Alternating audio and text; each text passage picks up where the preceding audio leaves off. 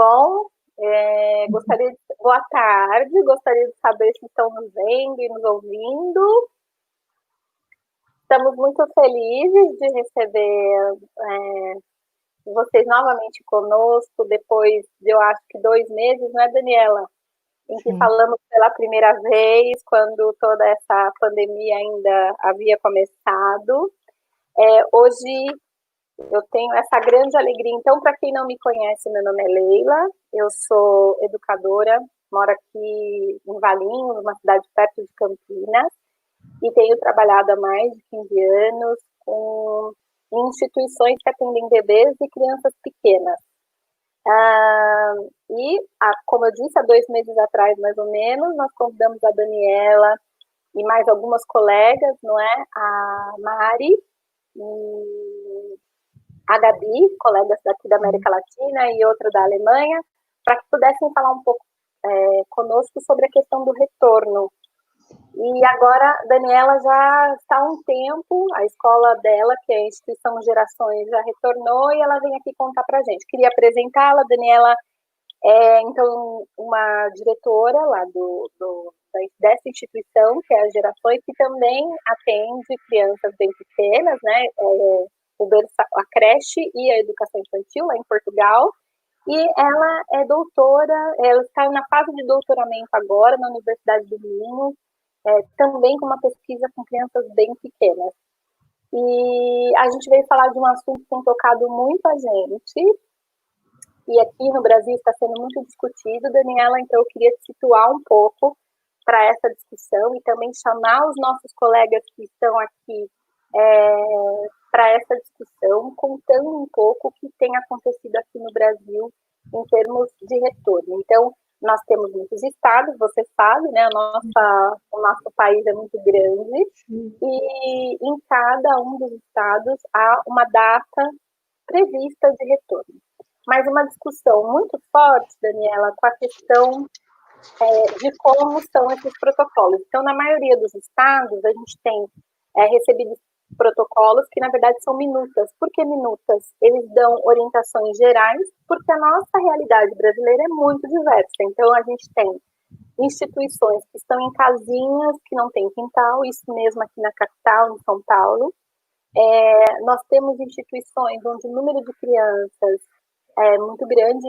A nossa própria legislação, ela diz 1 metro quadrado por criança. Então, você imagina, você tem uma sala de 30 metros, eu posso ter até 30 crianças, né? O que a gente já não considera adequado. E com essa realidade, a gente tem algo muito importante para pensar, que é como é que a gente mantém a saúde das crianças, como é que a gente preserva essa saúde. Bom, nas minhas práticas, que você já conhece um pouco, se isso é algo salutar, trabalhar com desenvolvimento saudável. A gente não acredita que essa pauta que vem agora, que essa pauta de higiene, seja uma pauta pós-Covid, mas já está presente no nosso trabalho, assim como no seu, e a gente tem se conhecido, cada vez mais eu tenho percebido isso, porque, em especial, as crianças pequenininhas, elas precisam querer ter saúde. Então, para nós, isso faz parte de uma salutogênese, ou seja, de um processo educativo, de pensar o que faz uma criança pequena e depois o que faz um adulto querer continuar nesse caminho, que é o caminho da saúde. A higiene é um desses aspectos que pode nos garantir a saúde. Portanto, nas nossas práticas, eles já estavam muito presentes, né? E aí, uma outra coisa que também está presente, e tem sido muito bonito observar isso, com as minhas educadoras lá do Instituto Jacarandá, e aí eu podendo conhecer as suas educadoras nesses momentos que fizemos esse intercâmbio, né, esse diálogo entre essas duas instituições, é que há um princípio muito importante, e ele é um princípio que eu acho que deve atravessar as instituições de 0 a 3 anos, que é o fato de que se temos uma expectativa para as crianças, essas expectativas elas devem existir desde sempre.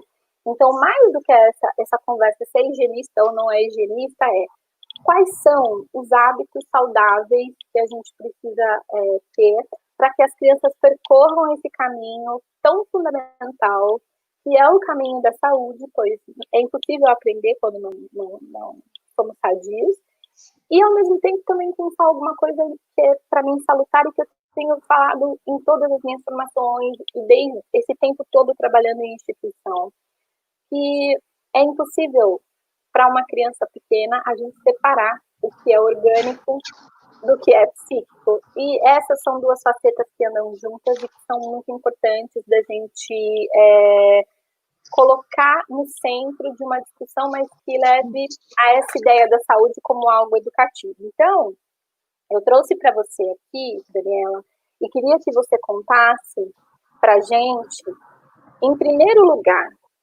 que eu acho que é o que nós precisamos aprender, talvez podemos aprender e queremos aprender com você e com outras experiências também que a gente já tem aqui, já tem conversado.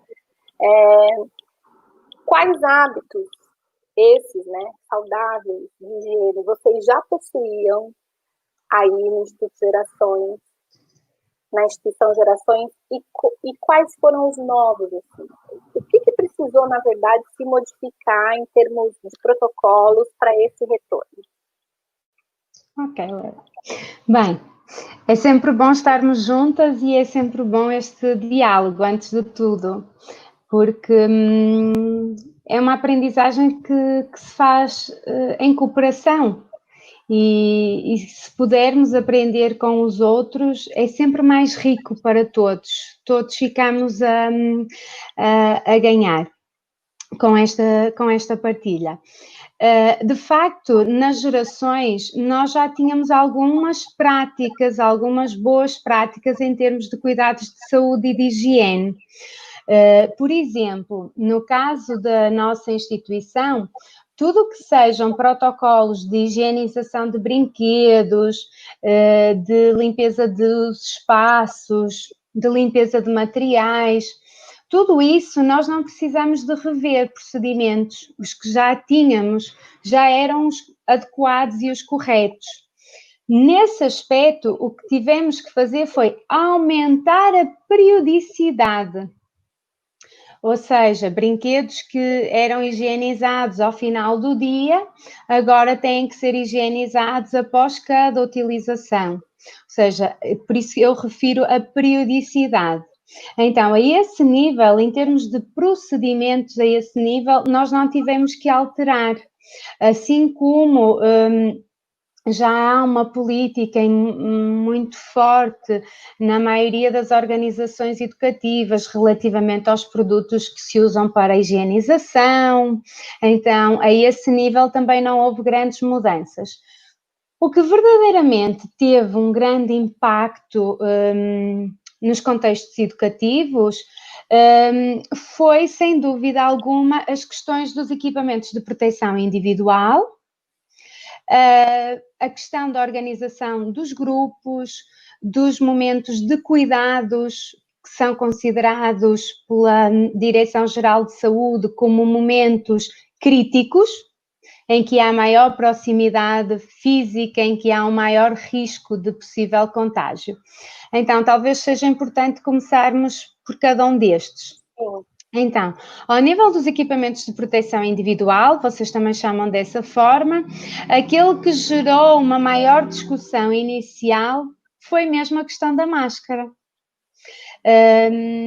Houve uma grande indecisão se iríamos ter que usar ou não máscara, mas efetivamente, quando saíram as orientações da Direção-Geral de Saúde cá em Portugal para as creches, ficou claro que era obrigatório todas as equipas usarem máscara cirúrgica. Ou seja, aquela questão de podermos usar máscaras sociais com alguma decoração mais positiva, ou aquela questão de usar máscaras transparentes, isso não é possível. O documento, a orientação diz claramente que tem que ser máscara cirúrgica. E aí colocaram-se várias questões sobre, e a principal, relacionada com a saúde emocional das crianças, que é como é que as crianças, bebés e crianças pequenas, vão reagir à máscara, ao uso da máscara. E surgiram vários estudos, surgiram vários investigadores, inclusive e pesquisadores, que diziam e faziam comparações com a reação das crianças nos contextos hospitalares, quando têm que ser sujeitas a cuidados médicos, que a reação das crianças não é uma reação positiva, como é que isso iria acontecer nas creches? E houve uma grande apreensão.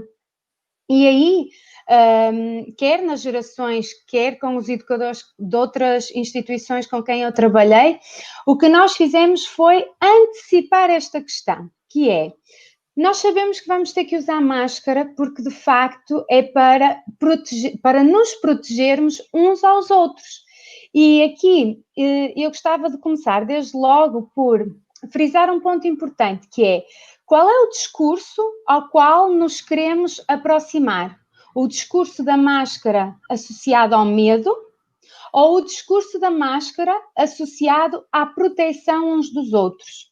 Nós usamos máscara para protegermos as crianças e para nos protegermos uns aos outros.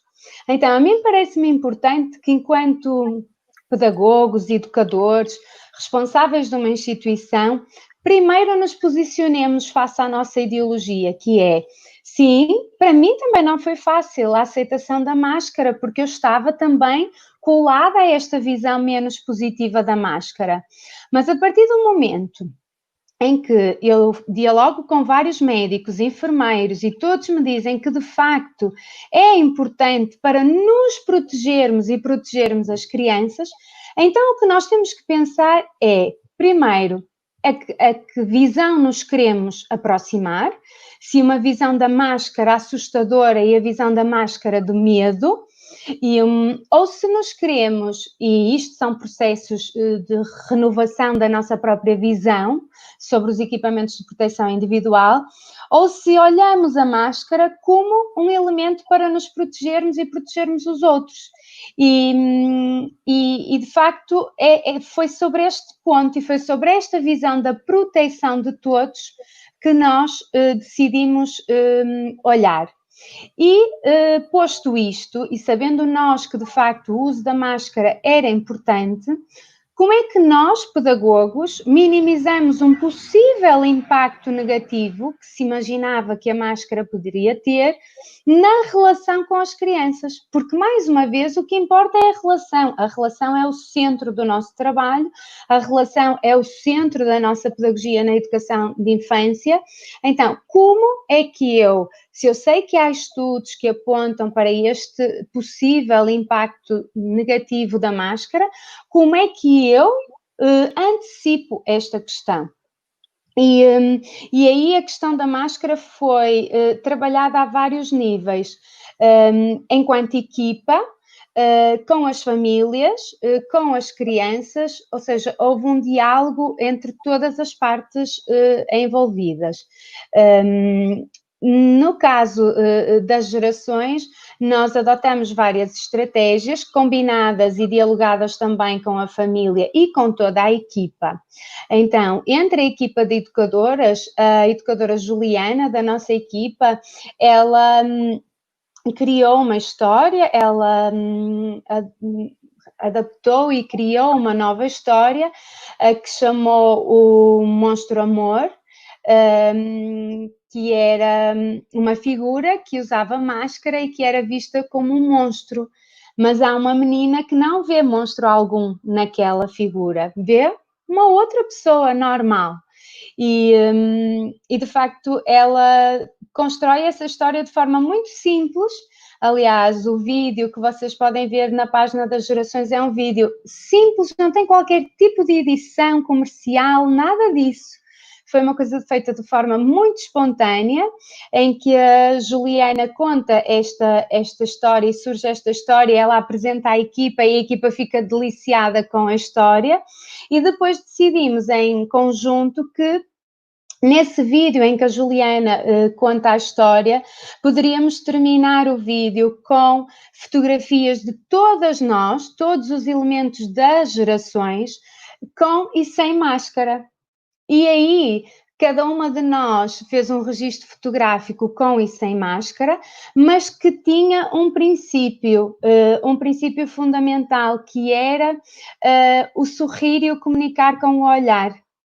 Porque nós podemos tirar uma fotografia com máscara e estar a fazer uma cara, desculpa a minha expressão, de grande frete, que é eu vou ter que usar máscara, ai meu Deus, mas nós temos que olhar isto de outra forma.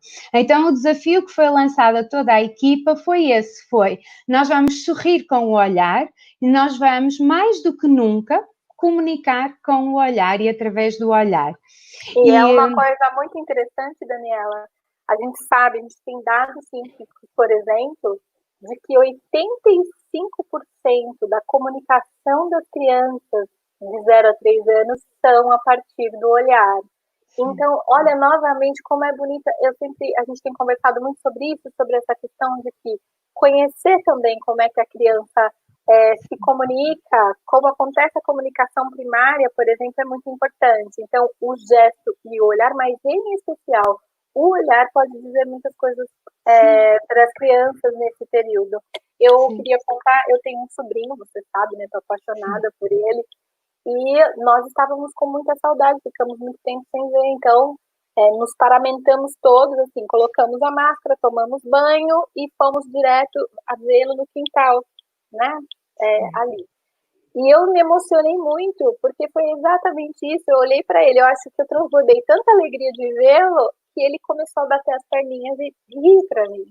Então isso também é muito importante e pode dizer sobre esse fato de que a maneira que o nosso gesto, que o nosso olhar chega para a criança, provavelmente vai ser preponderante. Uma das questões que a gente tem em relação à salutogênese, que é essa questão de criar nesse outro, esse desejo, que é o desejo de ser saudável, é a questão da flexibilidade.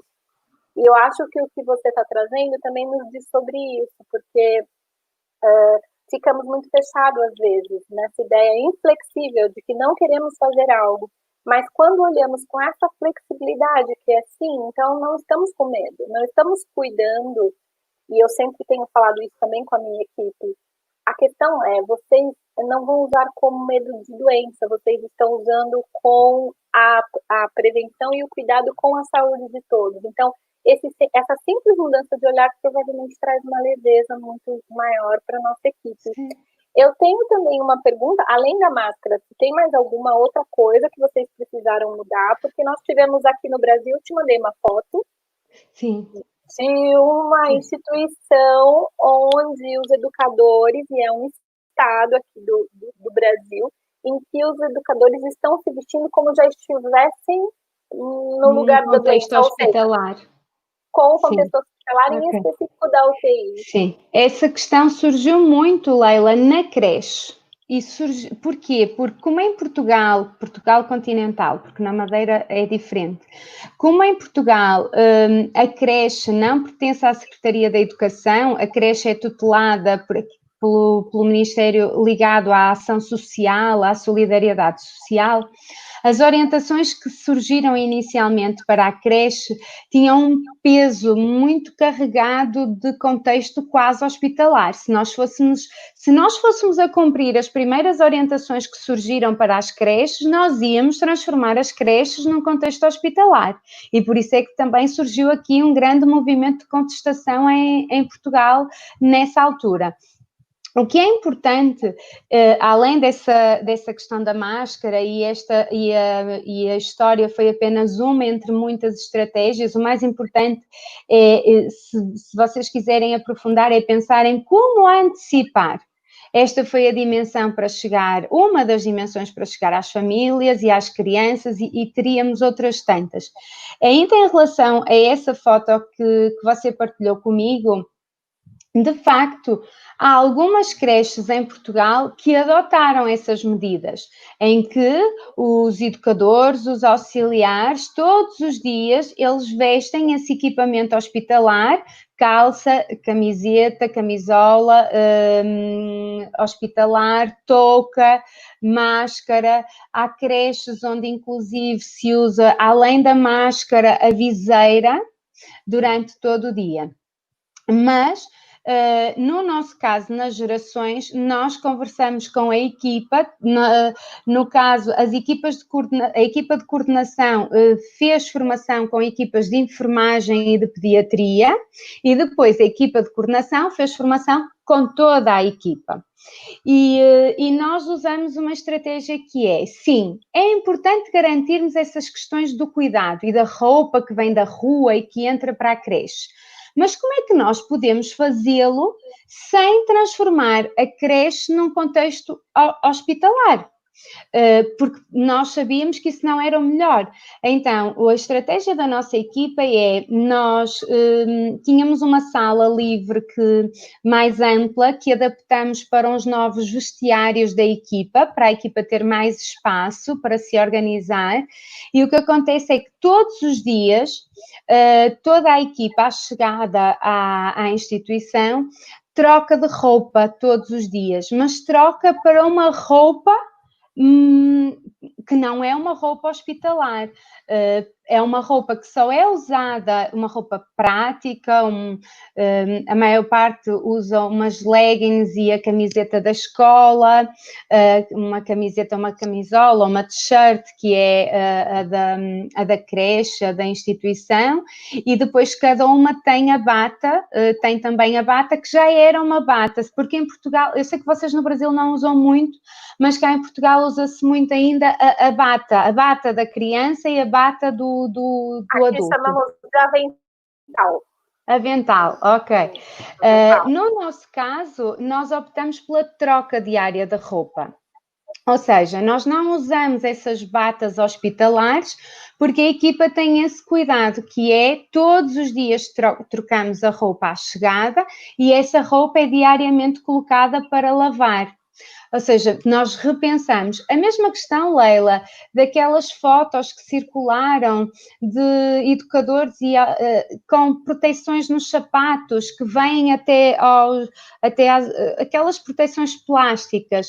Então, o que é que nós fizemos enquanto equipa? E já tínhamos essa prática, mas reforçamos, que é o uso do calçado só para utilização dentro da instituição. Depois, alguns cuidados de higiene pessoal que estão agora a ser muito discutidos, como o uso de bijuterias, de adereços, o uso do cabelo assim apanhado, preso. Essas práticas nós já tínhamos, porque nós já defendíamos que isso é uma boa prática nos cuidados às crianças. Ou seja, a esse nível, nós reforçamos, sensibilizamos a equipa para alguns detalhes, mas já existia uma política definida a esse nível. Quanto à viseira, não é obrigatório. Foram definidos alguns momentos considerados críticos em que se poderá utilizar a viseira. E esses momentos são os momentos de manuseamento de alimentos, e os momentos da troca de fralda, mas não é obrigatório. Cada instituição pode utilizar, há uma recomendação como podendo ser uma boa prática, mas não é obrigatório. E eu acho que assim, na globalidade, quanto aos equipamentos de proteção individual, não me está a ocorrer assim mais nenhum. Algumas pessoas colocam aí a questão de se as crianças têm que usar máscara. Então, em Portugal, as crianças só têm de usar máscara com mais de 10 anos. Inicialmente surgiu uma orientação que dizia que crianças com mais de 6 anos terão de usar máscara. Depois corrigiram essa orientação e atualmente apenas as crianças com mais de 10 anos é que têm que usar máscara. Com menos, até 10 anos, as crianças não têm de utilizar a máscara. Nem têm de utilizar qualquer equipamento de proteção individual, porque houve essa discussão. E houve e há inclusive creches e jardins de infância que pediram e os pais foram obrigados a levar um chapéu, que o próprio chapéu tem incorporado uma viseira. foram instituições que decidiram esse protocolo, consideraram que era benéfico, nós não adotamos essa medida, até porque a Direção-Geral de Saúde disse que o uso da viseira por si só não protege adequadamente.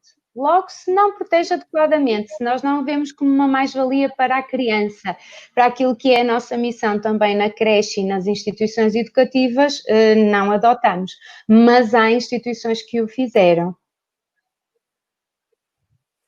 E aí é muito importante isso que a gente está falando sobre a questão de existir no país uma orientação, porque isso para nós também é algo que eu acho que os educadores, você vê que vários estão colocando várias questões, sim, mas novamente eu digo o seguinte, para que tenhamos menos medo, porque agora conhecemos bem, né, como esse vírus se propaga, já sabemos que ele é um vírus que vai atacar o sistema, as vias aéreas, então já sabemos que precisamos cuidar.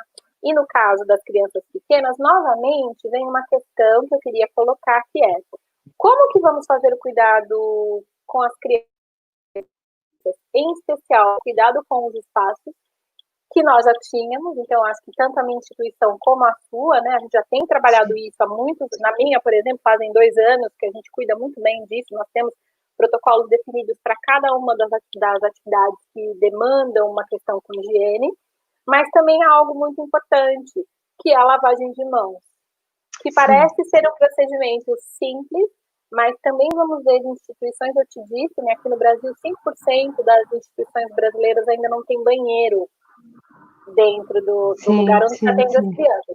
E eu acho que 90% das instituições não tem a pia dentro de um berçário. Não é a realidade da minha instituição, que apesar de ser uma ONG, já tem esses cuidados, já vinham com esse cuidado. Por exemplo, lavar as mãos dos bebês antes de comer. Eu acho que muitos dos que estão aqui vão conseguir identificar que os bebês bem pequenininhos, muitas vezes as mãos não eram lavadas antes da alimentação. Então, esses hábitos que já existiam, a gente sabe que já deveriam existir, são os hábitos que vão manter higiene. Então, não se usa máscara, mas se lavam bem as mãos e se cuidam bem desse ambiente, se deixam a criança mais no espaço externo. Então, tudo isso vai fazer uma grande diferença neste momento. Mas, sem esses cuidados, quem não talvez tinha esses protocolos mais básicos, talvez mais complexidade, né, Daniela? E a gente tem que entender que cada instituição tem suas complexidades e aí mais complexo esse retorno. Uma outra pergunta que eu queria te fazer, que eu achei muito importante das conversas que estamos tendo, é a questão de como você tem uma característica, né, que eu acho que aqui nos aproxima, que é essa questão de ser uma gestora, mas ser uma gestora que forma na prática, está junto com as educadoras em vários momentos, né? Então, você está junto. Então, como foi nessa chegada dos bebês? Como é que você apoiou essas suas educadoras? Como é que você foi observando o movimento das famílias, mas ao mesmo mas em especial agora, depois vamos falar um pouquinho mais da família, mas como é que você ajudou essas colegas, porque eu acho que também tem algo muito importante desse retorno, que uma precisa colaborar com a outra quando algo talvez não estiver bem, e como que você apoiou essas educadoras para essa transição?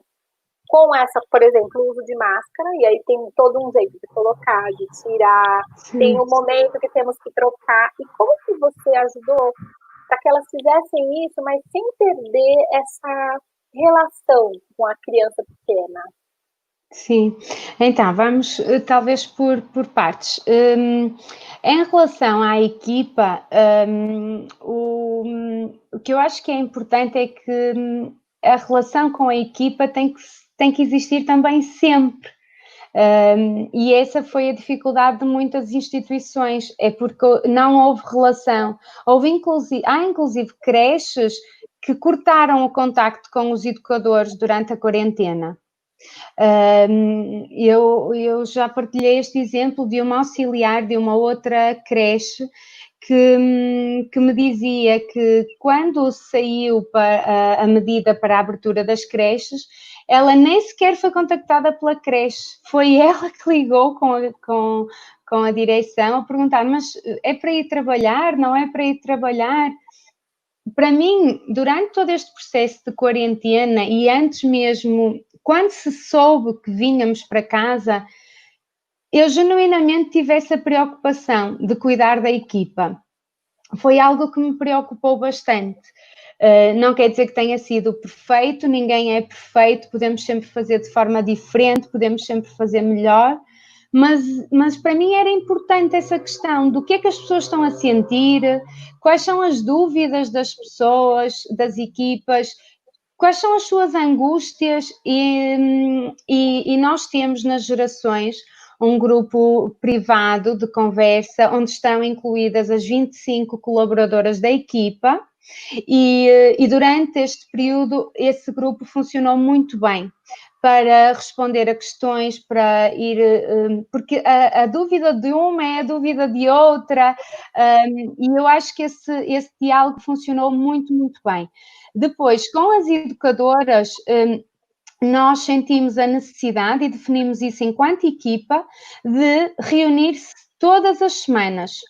Então, já na quarentena, nós reuníamos todas as semanas e fazíamos um ponto de situação de como é que cada educadora estava na relação com as suas crianças e com o seu grupo de crianças e de respectivas famílias, esclarecíamos dúvidas e questões, discutíamos qual era o próximo passo que poderíamos dar ou não, e ainda hoje, após a abertura, nós mantemos estas reuniões semanais. Ainda ontem tivemos reunião de educadoras, ou seja, nós estamos a reunir todas as semanas. E todas as semanas nós procuramos fazer o ponto de situação, projetar o futuro, pensar como nos vamos posicionar. E estas reuniões são muito importantes, porque a primeira coisa tudo bem que eu como coordenadora tenho alguns pontos que preciso sempre de ver com a equipa, mas o primeiro ponto nunca está definido, porque o primeiro ponto é a equipa dizer o que precisa. A equipa tem que dizer o que precisa. Depois, algo que também foi muito importante foi a formação da equipa, educadoras, auxiliares, toda a equipa.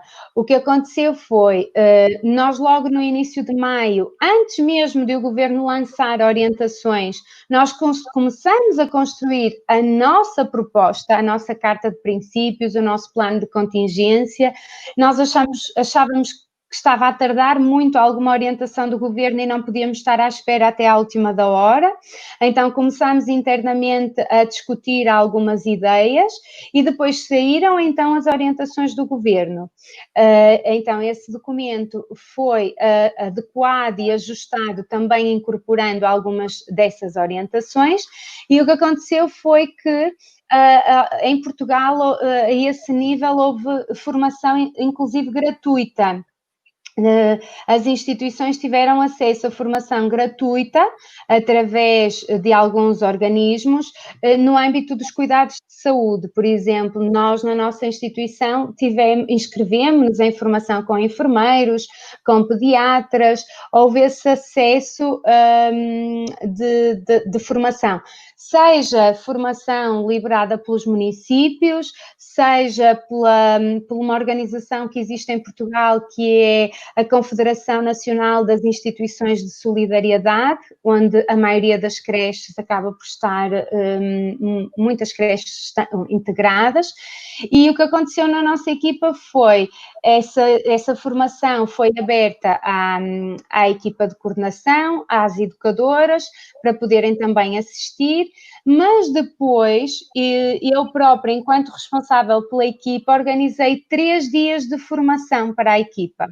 O plano de contingência e a carta de princípios já estavam elaborados, já tinham sido discutidos com a equipa, já tínhamos chegado a um documento final, uma primeira versão, mas é preciso dialogar sobre esse documento, sobre esses procedimentos.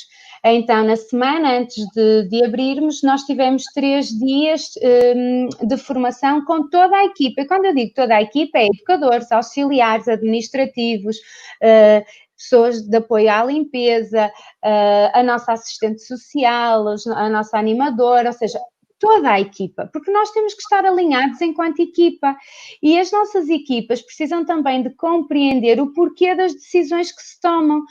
Nas gerações, nós tentamos que elas façam parte dessas decisões, mas nós não participamos todas ao mesmo nível e da mesma forma. Então, criar esta sintonia da equipa foi muito importante e formar e dar esta formação. Durante estes 3 dias de formação, nós discutimos muito isso. Discutimos a questão da máscara, que tu estavas a falar, se tiverem que mexer na máscara, como é que devem mexer. Discutimos questões muito simples, mas cruciais, que é um bebê, uma criança que chega e reage de forma menos positiva quando nos vê com a máscara, então eu posso, ainda afastada um pouco, posso retirar a máscara pelo elástico, todos esses procedimentos foram trabalhados. Eu posso retirar a máscara pelo elástico e posso dizer: olá, João, sou eu, sou a Daniela, então, ainda te lembras de mim? Eu estou aqui, podes vir. Ou seja, tudo isto foram cuidados que foram trabalhados e foram discutidos e refletidos com a equipa. E algo que nós também fizemos foi, no final da primeira semana da abertura da nossa instituição. No nosso caso, nós na primeira semana, a creche abriu um pouco mais tarde, que foi conversado com os pais, e nós não tínhamos crianças para abrir logo no dia 18 de maio, por opção das famílias, e abrimos só dia 1 de junho. E o que é que acontece? A 1 de junho abriram as creches e os jardins de infância, a educação infantil.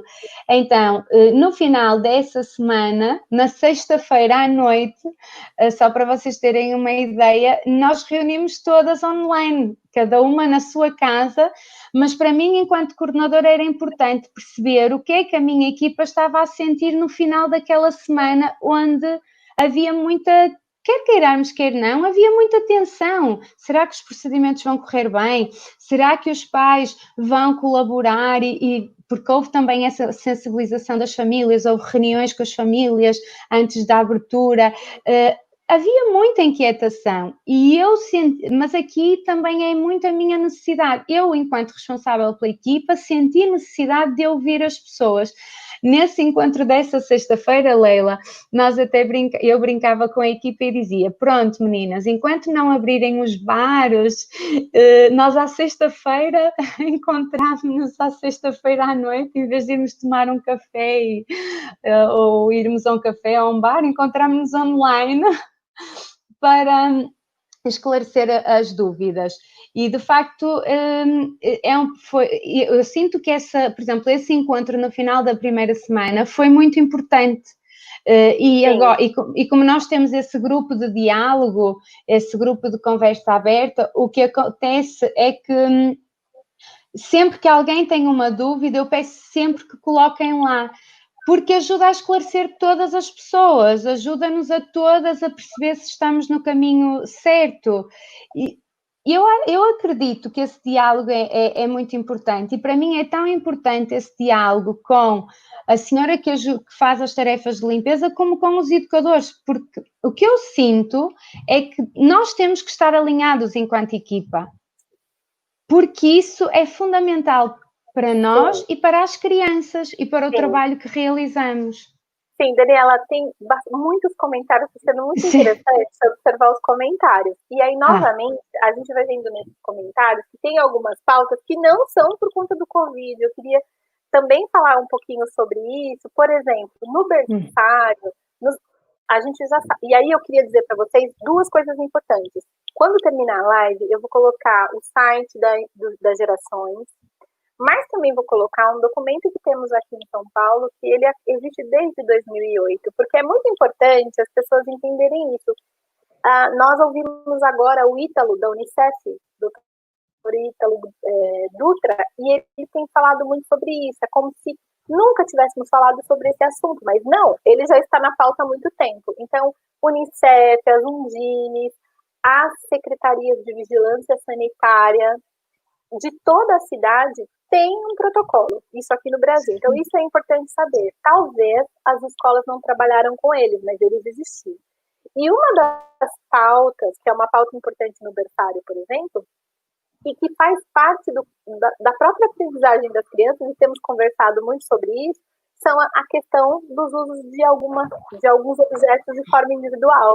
Então, por exemplo, a própria cadeirinha, se nós, quando a gente pensa, por exemplo, em questões de hábito, e nós trabalhamos com princípios bem claros da questão da aprendizagem da criança, da formação dos hábitos, a gente já sabe que as crianças gostam de comer com o mesmo grupinho, sim, com o seu grupo pequeno, e que eles escolhem os seus lugares. Então, eu contei essa história de Pedro, né, de uma das crianças da minha instituição. Nós sempre comemos em pequenos grupos, antes do Covid, né? Porque isso revela uma qualidade da creche, né? De alimentar em pequenos grupos ou até individualmente, como é o caso dos bebês de colo. Então, isso é de antes, não é de agora. E nessa passagem para a mesa, as educadoras costumam usar sempre uma cadeirinha em um local, a educadora e o bebê.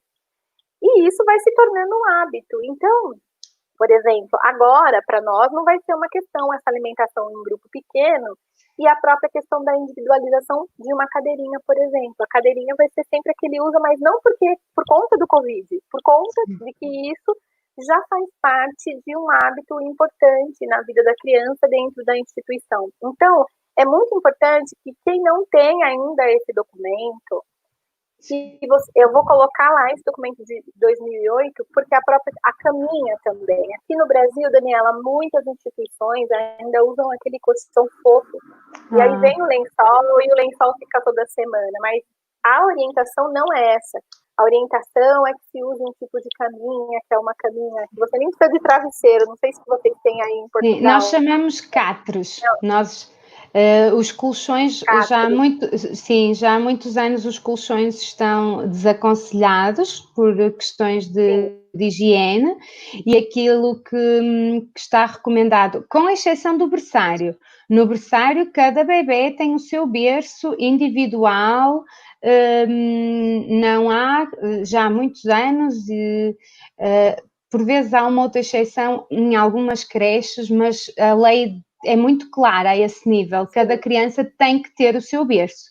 E depois, a partir da sala de 1 ano, aquilo que está recomendado não é o uso de colchões, é o uso, nós cá chamamos o catre, que é uma base, uma estrutura que ela é num plástico, num material próprio, não tem aqui nenhuma fotografia, mas se vocês pesquisarem podemos também colocar o nome. Sim. E não tem a ver com Covid. Aliás, sim, não. E o que as medidas sanitárias vieram agora definir é que normalmente era considerada uma boa prática trocar o lençol do catre, porque o lençol normalmente tem uns elásticos que encaixam e fica o lençol durante a semana. E agora, com esta questão, o que foi recomendado foi que a troca fosse diária, ou que o lençol fosse retirado diariamente e guardado no saco individual da criança, e o catre fosse higienizado diariamente. Houve algum reforço dessas medidas, porque a verdade, Leila, é que, por exemplo, eu na formação de educadores, nas formações que realizei cá em Portugal em maio com educadores portugueses, na preparação da abertura, por exemplo, eu apercebi-me de creches em que o lençol só era trocado de 15 em 15 dias. Percebe? Então, algumas creches, de facto, ainda não tinham as melhores práticas e foi preciso repensar algumas dessas práticas, sim. Na nossa instituição, por exemplo, o lençol é algo que vai embora todos os dias. Por quê? Mantemos sempre na mochila da criança. Agora não poderemos usar a mochila também, vai ser um fator.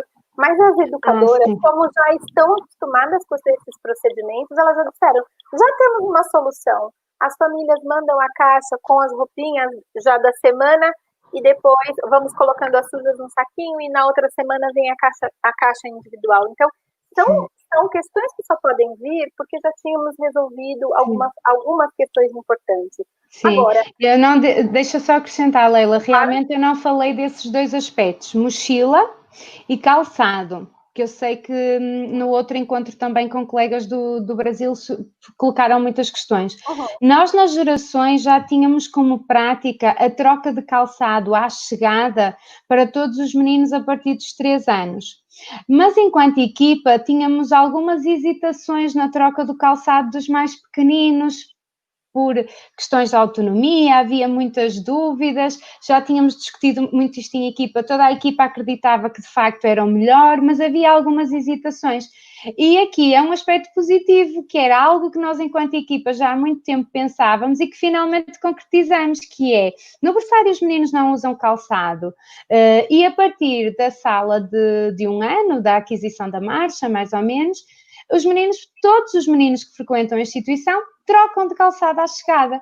Isso para nós foi uma conquista, porque há anos que nós já, os meninos com mais de 3 anos trocavam e estávamos nesta hesitação com os de 1 e de 2 anos, e finalmente conseguimos fazê-lo e perceber que não é assim tão difícil como se poderia imaginar.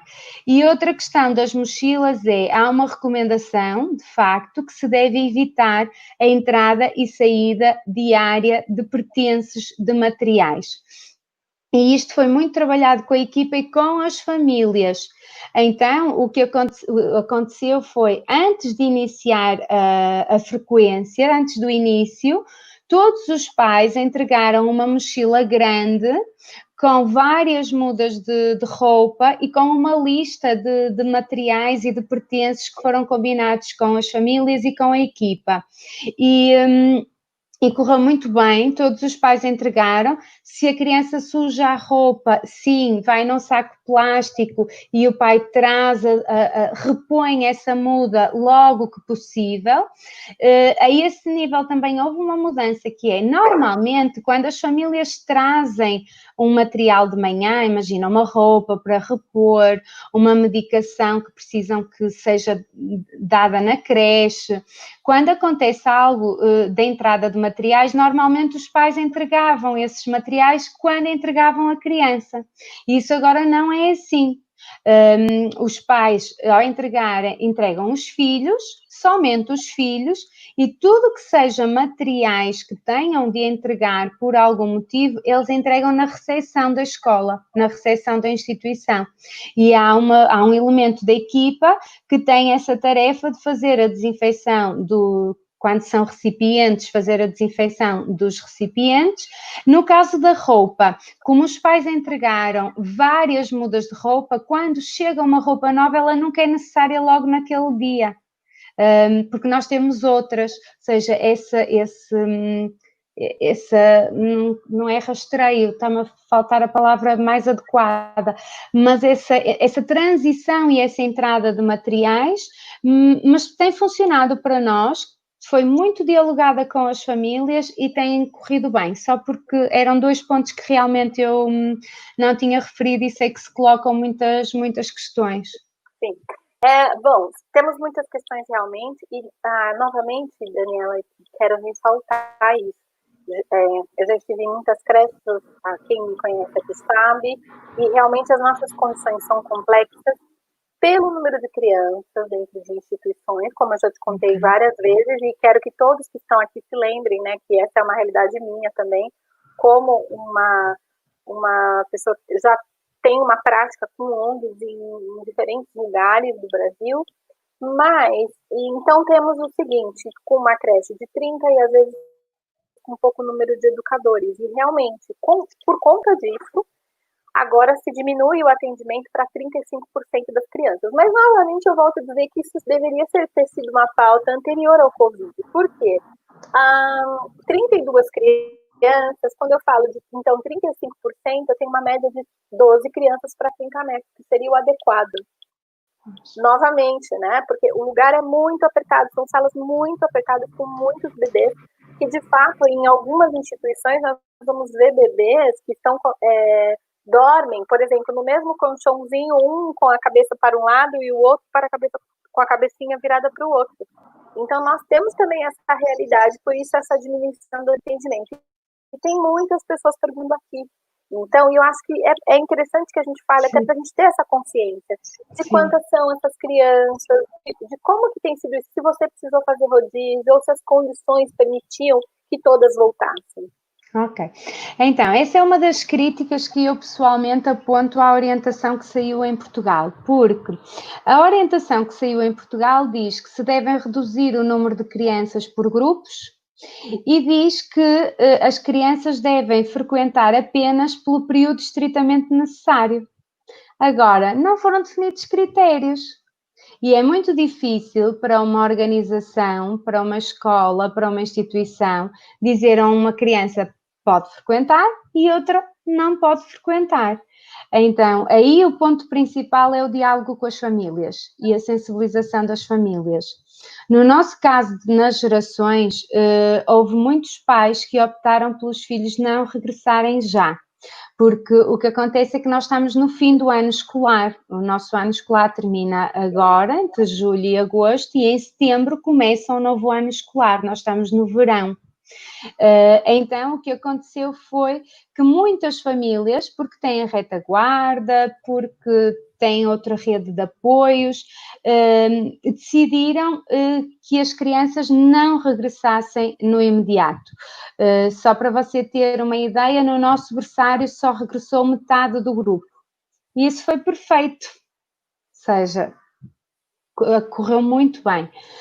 Na sala de 1 para 2 anos, regressou pouco mais de metade do grupo, ou seja, acabou também por ser muito bom. Depois, o que aconteceu nas restantes salas, em todas as salas houve uma ligeira redução, como eu já vos estou a dar estes exemplos. Só há uma sala num grupo em que o grupo, duas, a sala dos 2 para os 3 anos e uma sala de educação infantil, que estão praticamente o mesmo número de crianças. E aí exigiu alguns ajustes da nossa parte. Mas correu muito bem o trabalho de sensibilização com as famílias, Leila, porque mesmo nestes 2 grupos que estão praticamente completos, o regresso das crianças foi gradual. Vou dar um exemplo. Na sala dos 2 para os 3 anos, a 1 de junho, regressaram 10 crianças. Passado uma semana, chegaram mais 2. Passado outra semana, iam chegando mais 2. Ou seja, porque nós também batalhamos muito nesta sensibilização com as famílias. E os rácios em Portugal são muito variáveis. De facto, existe uma portaria para a creche que define que um berçário não deve ter mais de 8 bebés, a sala de 1 para 2 anos não deve ter mais de 14 e a sala de 2 para 3 anos aponta entre 16 e 18, caso seja heterogéneo ou não.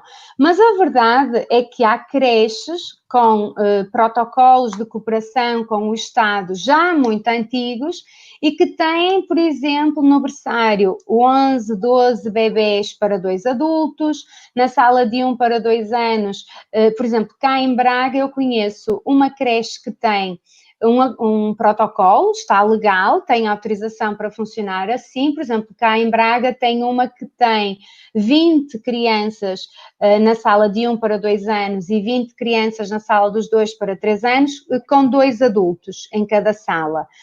Assim como, por exemplo, há uma creche aqui bem perto que tem 25 em cada sala de creche, mas tem 5 adultos.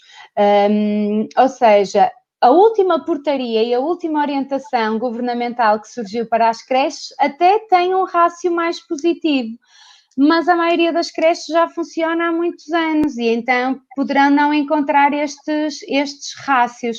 No nosso caso das gerações, houve também um ponto que ajudou, que foi nem todos os serviços das gerações já reabriram, porque as gerações também trabalham com a população sénior. Tem um projeto no âmbito do envelhecimento ativo e bem-sucedido. Então, isso permitiu que a minha equipa, que normalmente está mais afeta a este serviço, também pudesse dar algum apoio na reabertura da creche e do jardim de infância. Porque as pessoas colocam muito esta questão, como é que resolveu, como é que não resolveu? Isto quanto aos grupos e aos rácios. Quanto aos horários, a nossa instituição abre às 7 da manhã e fecha às 19h30. Ou seja, estamos a falar de um horário muito extenso. E essa foi das decisões que eu acho que a direção teve que ter muita coragem para tomar, porque não estamos a praticar esse horário. E foi preciso assumir que não praticaríamos esse horário, porque com esse horário nós não íamos conseguir assegurar todas as melhores condições para as crianças e para a equipa. Então, a nossa creche atualmente abre às 8 e fecha às 18. Ou seja, o que ainda é um horário alargado, estamos a falar de 10 horas, o que é um horário muito bom, mas para aquilo que é a realidade portuguesa, e eu sei que no Brasil vocês também têm esta realidade das crianças frequentarem uma jornada, horas e horas, e aqui, de facto, foi um ato de coragem, porque foi preciso assumir que não é possível neste momento que estamos a viver, com todos os requisitos que temos que cumprir, que temos e devemos, não é só porque temos de cumprir, porque de facto são o melhor caminho, representam o melhor caminho, era preciso rever o horário. Nem todos os pais ficaram satisfeitos, mas num número de cerca de, digamos, 80, 100 famílias, nós tivemos apenas 3 situações mais delicadas com as famílias, que foi preciso trabalhar um pouco melhor. E neste universo nós temos apenas uma criança que não regressou pela alteração do horário, mas que não regressou agora e que regressará em setembro, porque a família teve que encontrar outra alternativa. E não é fácil assumirmos estas decisões, porque a maior parte das creches, muitas mantiveram o horário anterior, e o que é que acontece? Para manter o horário anterior, Leila, as equipas passam muito tempo sozinhas nas salas, porque o que é que acontece? A maior parte, vamos imaginar, uma creche que não contratou mais educadores nem auxiliares e que continua a funcionar das 7 da manhã às 7 da tarde. Há uma orientação do governo de que os grupos das diferentes salas não se podem juntar. Ou seja, aquilo que em Portugal se chama o acolhimento da manhã e o prolongamento do final da tarde, em que se juntam crianças de diferentes salas, não está permitido, não pode. Não sabemos até quando, mas neste momento não pode. Então imagina, se numa sala com 20 crianças a direção não contratou mais ninguém e manteve o horário das 7 da manhã às 7 da tarde, e se há um adulto daquela sala que vai entrar às 7 da manhã e outro vai sair às 7 da tarde, e foi este diálogo que eu fiz com as famílias, que é: que cuidados querem para os vossos filhos? Imaginem o tempo que estas crianças passam e que estes adultos passam só com um apoio na sala. E às vezes nós esquecemos deste ato de consciência. E é importante esse diálogo, e não estou a dizer que é fácil, não estou a dizer que é perfeito, não estou a dizer que todos concordam, mas é minha missão e é meu dever fazê-lo. E os horários, nós estamos, de facto, fizemos esta redução do horário. Daniela, a gente está se aproximando do nosso final, a gente quer dar alguns recados antes, mas eu gostaria também de fazer uma última questão, que eu acho que é o que nós gostaríamos muito de saber: como estão os bebês e crianças pequenas, como eles estão. Eu sei que aí em Portugal houve casos de fechamento novamente, né? Então algumas creches abrem, tiveram que fechar, assim como foi em França. Mas eu queria saber, eu acho que isso é uma coisa que a gente quer saber: quais foram as boas surpresas nesse retorno, nessa boa adaptação, porque eu acho que a gente também precisa sentir dessa esperança. Como estão as crianças, como estão suas famílias, o que você percebeu que talvez tenha te surpreendido nesse retorno? Sim. Aquilo que nós temos mais dialogado, não só nas gerações, mas com os educadores com quem eu vou estando, é que de facto as crianças nos surpreendem sempre. E eu acho que o que eu sinto, mais do que eu acho, o que eu sinto nos diálogos com as equipas e no que eu observo, é que algo que teve muito impacto em Portugal foi a reação ou a não reação das crianças à máscara. porque aqui falo pelas gerações e por algumas instituições que acompanham um pouco mais de perto, talvez porque, de facto, as equipas prepararam, fizeram o trabalho de casa, fizeram a preparação prévia. Houve equipas a fazerem visitas à casa dos meninos para se apresentarem de máscara do lado de fora da janela, para quando chegassem à creche não ser aquele primeiro impacto. Então aí as crianças deram-nos uma grande lição. Isto não quer dizer que não tenhamos de ter muitos cuidados e continuar a ter muita atenção. Um registro que eu tenho de uma educadora que por acaso me marcou foi uma educadora da sala dos meninos de 2 para 3 anos que partilhou comigo logo no início, partilhou comigo e com a equipa, que dizia: o que eu sinto, o que eu noto é que eles têm saudades uns dos outros. Os meninos chegavam à sala, chegavam às gerações e efetivamente nós sentíamos a vontade de estarem juntos, a vontade de estarem uns com os outros, de estarem com os adultos, de estarem com os amigos, e isto foi algo muito bonito, porque os meninos que já eram capazes de verbalizar, diziam-nos nas videochamadas, nos encontros online, diziam-nos que tinham saudades dos amigos, quais os amigos, o que é que tinham saudades das gerações. Nos mais pequeninos, nós íamos interpretando no diálogo com as famílias, mas não era tão visível, ou seja, os primeiros dias iam ser determinantes para perceber esta situação. E por isso é que também na creche, Leila, nós fomos muito mais assertivos no diálogo com as famílias para que o regresso à creche fosse gradual. Nós temos famílias que o primeiro dia os bebés só vieram 1 hora, no segundo dia vieram mais um pouco, e isto foi determinante para o bem-estar. E eu posso dizer que nas gerações nós tivemos ao todo 3 crianças que precisaram de um trabalho mais individual, porque tiveram alguma dificuldade no regresso. Mas este sucesso neste regresso dos meninos deve-se muito ao trabalho com as famílias e à relação e ao vínculo que a equipa de educadoras manteve durante toda a quarentena com estas famílias e com estas crianças. Eu acho que isso foi fundamental. E vocês que ainda não regressaram, esta tem que ser a vossa aposta, porque as relações são o centro dos contextos. É esta a nossa maior aposta. E, de facto, as crianças surpreendem-nos e têm-nos surpreendido, e o feedback das famílias também tem sido muito positivo. Nós agora, no final do mês de junho, Leila, nós convidamos todas as colaboradoras, todas as pessoas da nossa equipa e todas as famílias a escreverem-nos um testemunho de como viveram a quarentena e de como sentiram o regresso.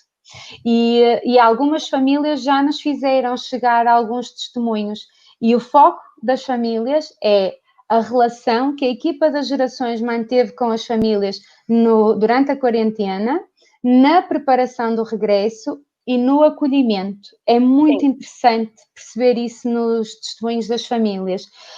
A mesma coisa nas equipas, e isso deixa-me muito orgulhosa. Quem da minha equipa já entregou testemunhos foca muito essa questão do apoio, de se sentir apoiado, e isso deixa-me satisfeita como missão, sentir que de facto a nossa missão também está a ser cumprida. E depois os pais relatam muito a felicidade que sentem dos filhos no regresso, e isso é para isso que cá estamos.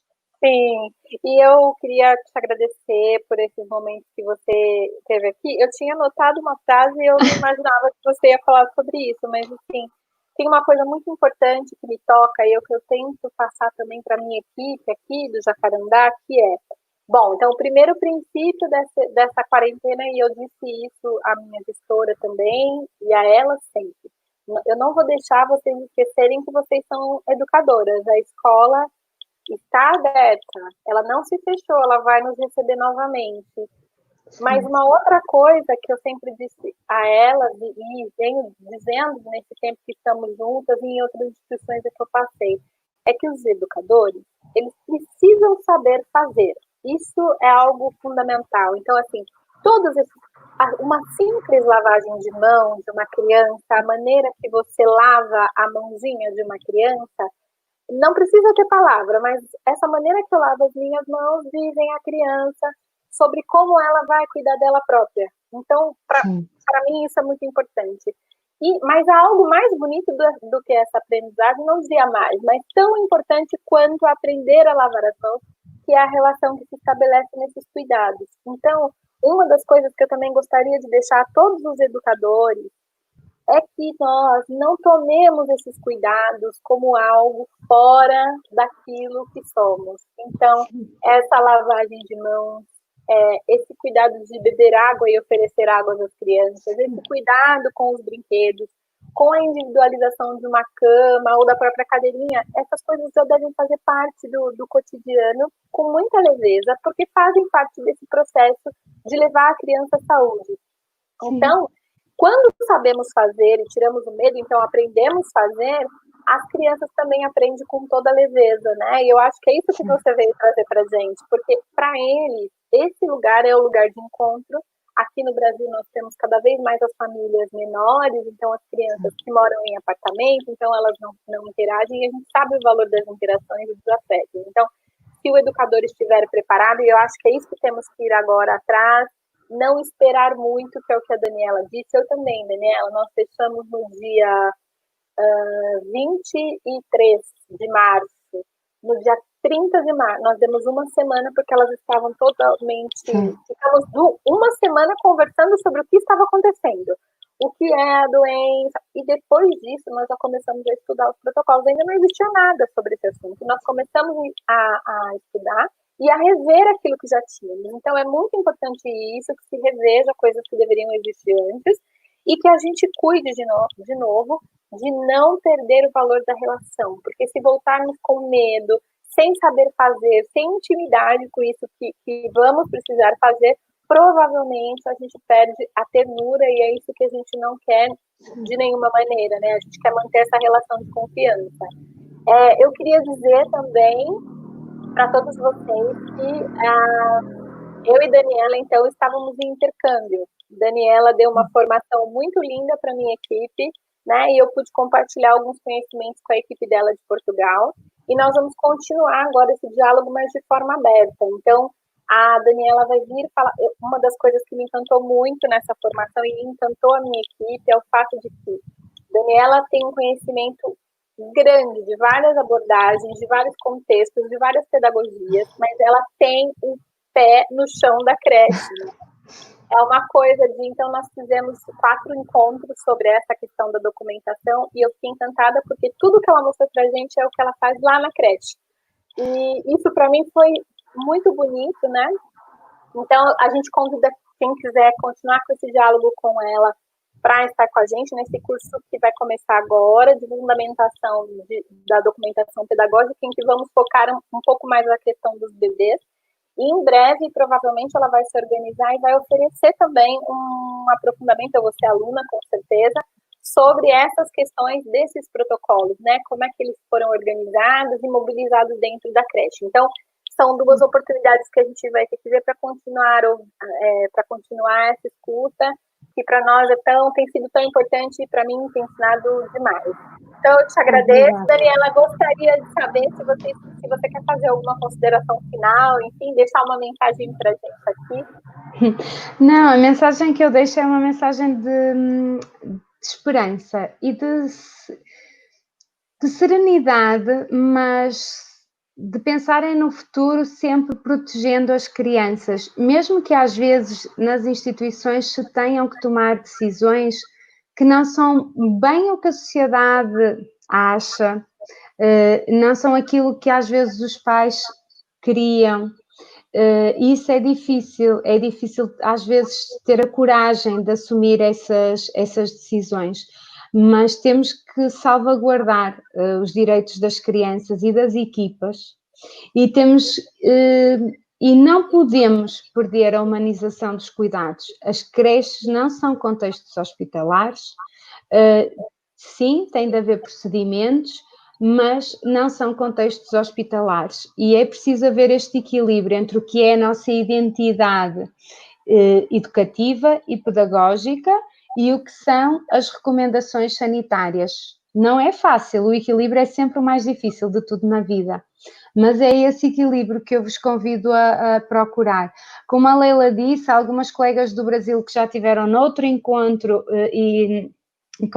que eu promovi, aquele encontro que foi com a Diálogos até e outros encontros, algumas colegas perguntaram se era de facto possível organizar um curso tal como o que eu fiz em Portugal em maio, para ajudar os educadores a preparar este regresso, e então nós vamos pensar nisso. O que já definimos com estes convites e com estes diálogos que têm surgido do Brasil é de facto esta continuidade de olharmos a creche segundo diferentes propostas pedagógicas, segundo diferentes abordagens, sendo que aqui nos situamos sempre nas pedagogias participativas e socioconstrutivistas, é neste posicionamento que nos encontramos, e de facto, se quiserem continuar connosco, podem juntar-se a nós nestes próximos encontros. E é então, isso. Muito bem. Muito obrigada. Então, queria agradecer a todos que nos acompanharam. Eu sei que as perguntas são imensas. Como dissemos, estamos estudando há muitos meses essas questões desses protocolos, enfim, para achar esse caminho do meio, mas a gente fica extremamente sensibilizado com nesse horário, neste dia. A Daniela também vai estar mais tarde, né? Vocês estarem aqui, porque todos vocês também querem o bem das crianças, assim como nós. Então, muito obrigada, eu espero que a gente possa continuar esse diálogo nesses nossos encontros. Muito obrigada, viu, Daniela? Muito obrigada a todos. Então, e até logo. Tchau, tchau, gente.